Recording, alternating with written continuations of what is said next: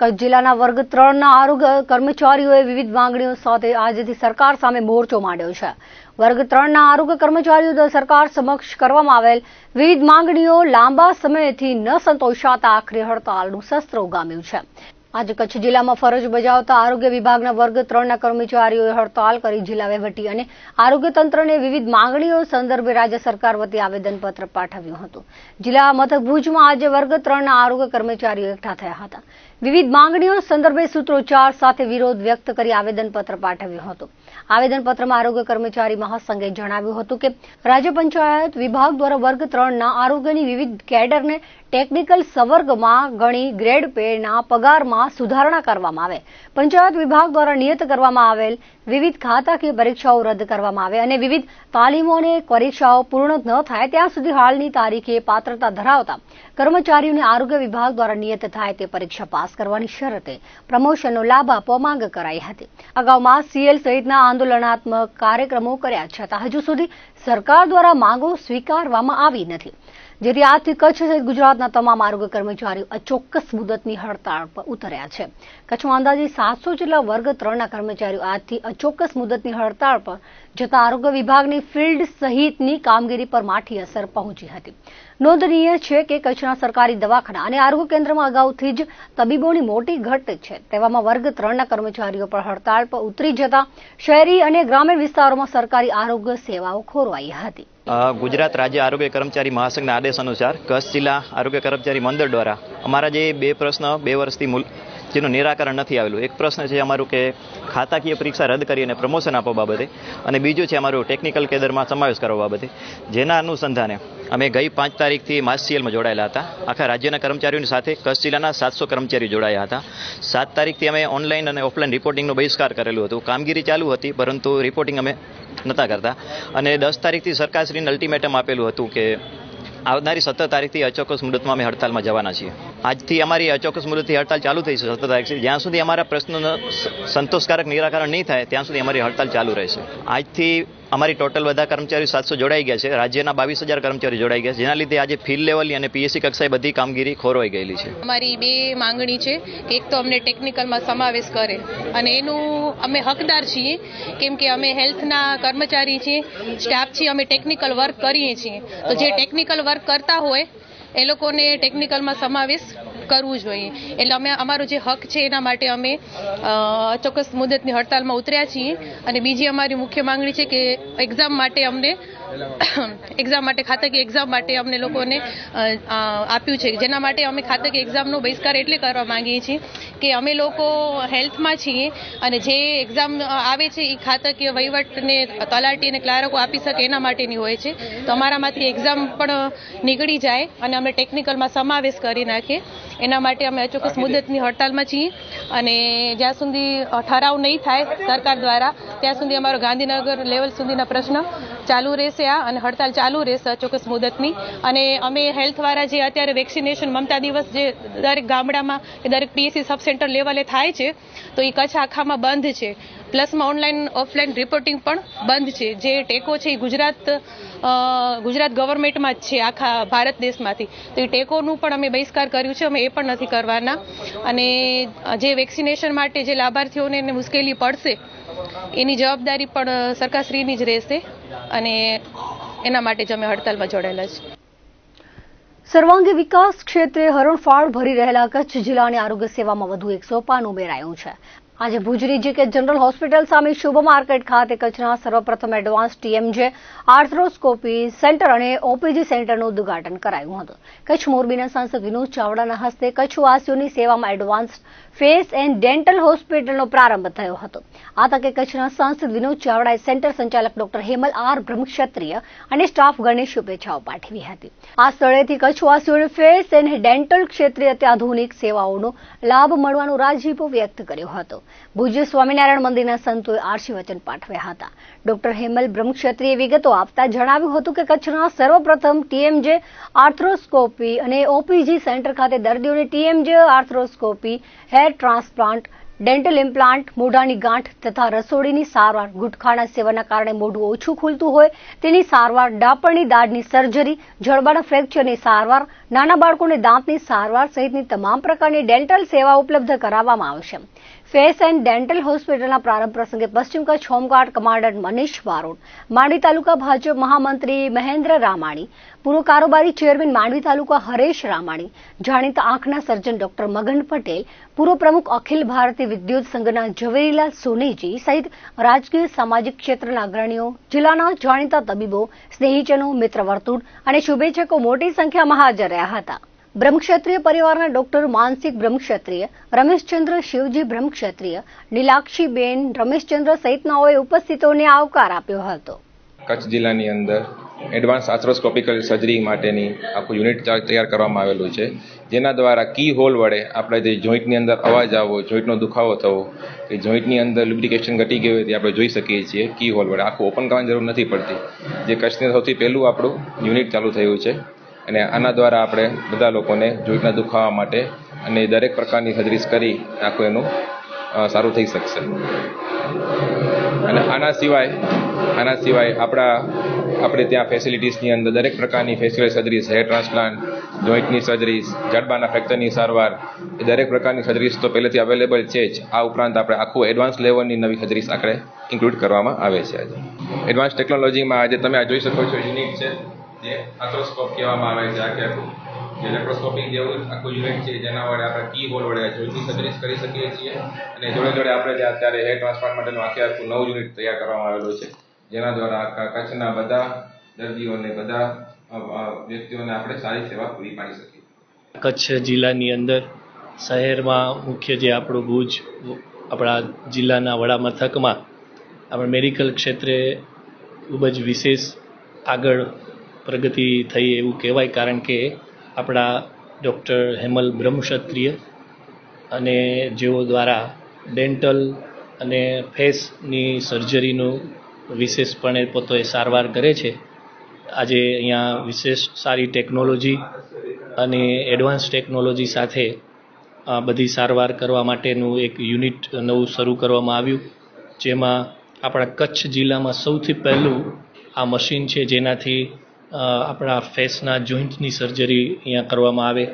અને એ રીતે તેઓ ખૂબ મેડિકલ ક્ષેત્રે વિશેષ આગળ વધી રહ્યા છે. ભગવાન સ્વામિનારાયણ અને ગુરુહરિ મહંત સ્વામી મહારાજના ચરણોમાં પ્રાર્થના કરીએ. આજે અહીંયા ભગવાનની પધરામણી થઈ છે અને આજના આ ઉદ્ઘાટન પ્રસંગે ભગવાન અને ગુરુના આશીર્વાદ તેઓ ઉપર કાયમ રહે. એમના દ્વારા અહીંયા આવનાર તમામ દર્દીઓ એકદમ સાજા થઈ અને સારા થઈને જાય, શાંતિ લઈને જાય, એવી ભગવાનના ચરણમાં પ્રાર્થના કરીએ છીએ. ભુજનો જાણીતા અક્ષર સ્પીચ એન્ડ હિયરિંગ ક્લિનિકનું વધુ સુવિધાસભર સ્થળે નવપ્રસ્થાન કરાયું છે. શહેર નજીક જનરલ હોસ્પિટલના ગેટ નંબર 1ની સામે પ્રેસ્ટીજ બિલ્ડિંગના પ્રથમ માળે ક્લિનિકનો રવિવારે શુભારંભ કરાયો હતો. અક્ષર સ્પીચ એન્ડ હિયરિંગ ક્લિનિકના નવપ્રસ્થાન પ્રસંગે રાજકીય અને સામાજિક ક્ષેત્રના આગેવાનો મોટી સંખ્યામાં હાજર રહ્યા હતા. ક્લિનિકના ડોક્ટર કુમાર ગૌરવ, ડોક્ટર અંકિત કુમાર, રવિ રંજન કુમાર, રાહુલ કુમાર અને શિવાંગ પટેલ ઉપસ્થિતોને આવકાર આપ્યો હતો. સાથે જ કચ્છવાસીઓને ભૂતકાળની જેમ જ વધુ સારી સેવા અને સુવિધાઓ પૂરી પાડવાની નેમ વ્યક્ત કરી હતી. કચ્છ મોરબીના સાંસદ વિનોદ ચાવડા, અંજારના ધારાસભ્ય ત્રિકમભાઈ છાંગા, જિલ્લા હોમગાર્ડ કમાન્ડન્ટ મનીષ બારોટ, ભાડાના પૂર્વ ચેરમેન કિરીટ સોમપુરા, જાણીતા આંખના સર્જન ડોક્ટર મગન પટેલ, ડોક્ટર વિશાલ દેસાઈ, ડોક્ટર મેહુલસિંહ ઝાલા, નરેન્દ્ર ગોર, રત્નાલા અગ્રણી કાનાભાઈ વિરાણી સહિત રાજકીય અને સામાજિક ક્ષેત્રના આગેવાનો, ભુજ સ્વામિનારાયણ મંદિરના સંતો, સ્નેહીજનો, મિત્ર વર્તુળ અને શુભેચ્છકોએ શુભકામનાઓ પાઠવી હતી. हमारी जो पुरानी जगह थी वो हॉस्पिटल रोड पे था, राजकोट नागरिक बैंक के बाजू में.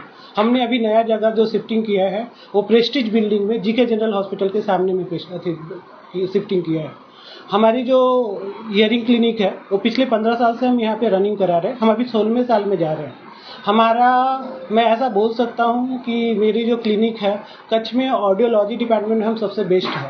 हमने ब्रेन इवोक रिस्पॉन्ड ऑडियोमेट्री, बेरा टेस्ट जिसको बोलते हैं, वो ऑडियोलॉजी डिपार्टमेंट में कच्छ में सिर्फ मेरे पास होता है. ओटोकोस्टिक इमिशन इस तरह का भी टेस्ट हमारे पास फर्स्ट टाइम कच्छ में है. सेकेंड, हमारे पास हियरिंग एड्स का सारे रेंज अवेलेबल हैं.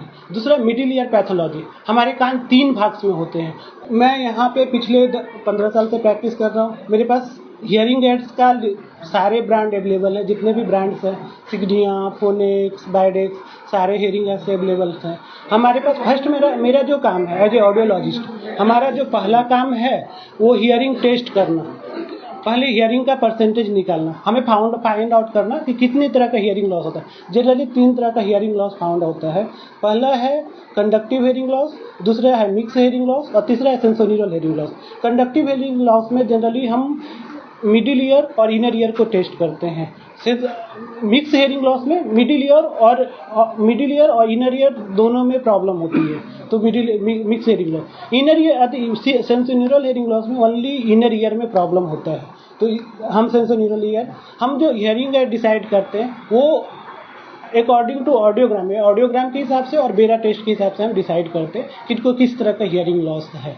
हमारा जो स्पीच का पार्ट्स है वो स्पीच हम स्पीच थेरेपी करवाते हैं। स्पीच में बहुत सारे प्रॉब्लम होते हैं, जैसे voice therapy, stuttering, stammering, miss articulation, different तरह का हम उसको थेरेपी प्लान करके उनको हम स्पीच थेरेपी देते हैं। स्पीच थेरेपी में हम बच्चे को सिखाते हैं कि किस तरह को, जनरली हम जो बात किया अभी क्या है, जो छोटे बच्चे होते हैं बाय जेनेटिक्स बाय बर्थ उनको प्रॉब्लम होती है, तो जो प्रॉब्लम होता है तो उनके लिए क्या होता है, एक तरह का जो हमारे ENT सर्जन होते हैं उनको एक तरह का इम्प्लांट इनबिल्ट करते हैं, तो उस इम्प्लांट के बाद हम पोस्ट ऑफ मैपिंग करके उनको स्पीच थेरेपी प्लान करते हैं, उनको स्टेप बाय स्टेप हम ऑडियोटिव ट्रेनिंग देते हैं। ગુજરાત સરકાર દ્વારા આર્થિક રીતે નબળા વર્ગના પરિવારના બાળકો ખાનગી શાળામાં અભ્યાસ કરી શકે તે માટે વર્ષ 2009 થી રાઇટ ટુ એજ્યુકેશનની જોગવાઈ કરાઈ છે। રાજ્ય સરકાર દ્વારા RT એક્ટ હેઠળ પ્રવેશ માટે વાર્ષિક આવક મર્યાદા 6 લાખ સુધીની કરવામાં આવી છે। નવી જોગવાઈ અનુસાર વધુને વધુ બાળકો RT યોજનાનો લાભ લઈ શકે તે માટે ઓનલાઈન ફોર્મ ભરવાની મુદતને 15મી એપ્રિલ સુધી લંબાવવામાં આવી છે। કચ્છ જિલ્લા પ્રાથમિક શિક્ષણ અધિકારી ભૂપેન્દ્રસિંહ વાઘેલાએ આ અંગે વિગતો આપતા જણાવ્યું હતું કે RT એક્ટ અંતર્ગત કચ્છમાં વધુને વધુ બાળકો યોજનાનો લાભ લઈ શકે તે માટે જિલ્લા શિક્ષણ વિભાગની ટીમ સજ્જ છે। વાલીઓ પોતાના બાળકને પ્રવેશ અપાવવા માટે 15મી એપ્રિલ સુધી ઓનલાઈન ફોર્મ ભરી શકશે। વાલીઓને માર્ગદર્શન આપવા માટે જિલ્લાની વડી કચેરી ઉપરાંત તાલુકા કચેરીઓ પણ વ્યવસ્થા ગોઠવવામાં આવી છે। ગ્રામ્ય અને શહેરી બંને વિભાગમાં આવક મર્યાદા વધારીને 6 લાખ કરવામાં આવી હોવાથી અનેક પરિવારો તેનો લાભ લઈ શકશે। કચ્છ જિલ્લામાં અત્યાર સુધી RT યોજના માટે કુલ 4735 ઓનલાઈન ફોર્મ ભરાયા છે, જેમાંથી જિલ્લાની ટીમે 3138 ફોર્મને મંજૂર કર્યા છે। 361 ફોર્મ કોઈપણ કારણોસર રદ થયા છે, જ્યારે 679 ફોર્મ વાલીઓ દ્વારા રદ કરાવવામાં આવ્યા છે। ઓનલાઈન ફોર્મ ભરવાની મુદત 15મી એપ્રિલ સુધી લંબાવવામાં આવી હોવાથી કચ્છના વધુને વધુ વાલીઓ આ યોજનાનો લાભ લે તે માટે તેમણે અનુરોધ કર્યો હતો અને પ્રવેશ માટે જરૂરી માર્ગદર્શન મેળવવા માટે જિલ્લા કે તાલુકા પ્રાથમિક શિક્ષણ કચેરીનો સંપર્ક કરવા જણાવ્યું હતું। હા, જે રીતે આપણો RT એક્ટ 2009 અન્વયે શૈક્ષણિક વર્ષ 2025-26માં બાળકોને વિનામૂલ્યે ધોરણ 1માં પ્રવેશ માટેની જે કંઈ જોગવાઈઓ છે જે અગાઉ જાહેરાત આવેલી, પરંતુ હમણાં જે રીતે એમાં સુધારો થયેલો છે તો એ પ્રમાણે ગ્રામ્ય હોય કે શહેરી હોય તો એમાં બંને વિભાગ માટે જે આવક મર્યાદા હતી એ વધારીને 6 લાખ કરવામાં આવી છે। સાથે સાથે બીજો પણ એક બધાને આનંદ થાય એવા સમાચાર એ છે કે આ ઓનલાઈન ફોર્મ ભરવાની આખી જે પ્રક્રિયા હતી એ 15મી એપ્રિલ સુધી પણ લંબાવી છે, જેથી કોઈ પણ વાલી એમના પાલ્ય માટે કોઈ પણ પ્રકારની કાર્યવાહી કરવાની રહી ગઈ હોય તો એમને પણ એક સમય મળી રહેશે। અત્યારે હાલ કચ્છ જિલ્લાની વાત કરીએ તો કુલ 4735 જેટલા ફોર્મ એ ઓલરેડી ઓનલાઈન ભરાઈ ગયા છે। એમાંથી અમારી ટીમ દ્વારા 3138 જેટલા ફોર્મની અપ્રુવલ અપાઈ ગઈ છે, 361 એપ્લિકેશન રિજેક્ટ થઈ છે અને વાલી દ્વારા જે તે સંજોગો આધીન કેન્સલ કરવાની જે અરજીઓ છે એ 679 જેટલી અરજી વાલી દ્વારા કેન્સલ થયેલી છે અને હજુ એ રીતના આવનારા દિવસોમાં કચ્છ જિલ્લાના વધુને વધુ વિદ્યાર્થીઓના પ્રવેશ થાય, એટલે કે પ્રવેશના જે ફોર્મ ભરવામાં આવે એના માટે અહીંયા અમારી ટીમ સુસજ્જ છે। એટલે કોઈપણ પ્રકારનું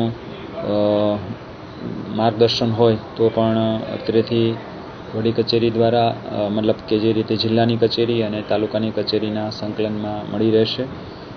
હું આશા રાખું કે રાઇટ ટુ એજ્યુકેશન એક્ટ જે છે એ અંતર્ગત આપણા કચ્છ જિલ્લાના વધુને વધુ વિદ્યાર્થીઓ લાભ લઈ શકે એ માટે આપણે આ યોજનાનો એ રીતે આપ સૌના માધ્યમથી વધુને વધુ પ્રચાર અને પ્રસાર થાય તો એ કચ્છ જિલ્લાની સેવા ગણાશે. દર્શક મિત્રો, આ હતા અત્યાર સુધીના કચ્છ ઉદય ટીવી સમાચાર. ફરી મળીશું નવા સમાચારો સાથે, નવી અપડેટ સાથે. ત્યાં સુધી મને રજા આપશો. નમસ્કાર.